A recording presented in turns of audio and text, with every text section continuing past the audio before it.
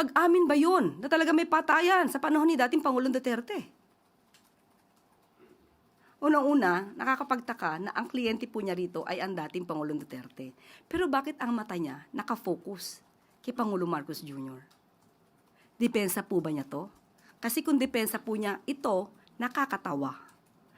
Pero kung may basihan ang sinasabing ito, ang Pangulo, alam po natin, ayaw po ng marahas na paglaban sa illegal na droga.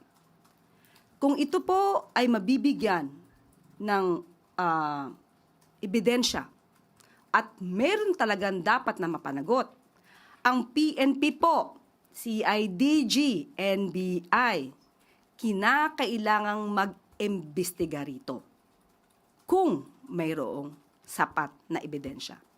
Hindi po palalagpasin ng Pangulo ang mga abusado.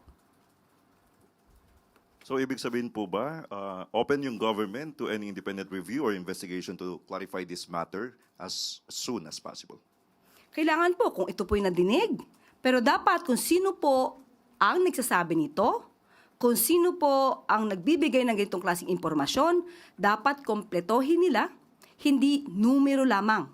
Kung saan nangyari, sinong involved, hindi po na naisin ng Pangulo na may lumusot na mga abusado. Salamat. Follow-up question, Darlene kay Jamie.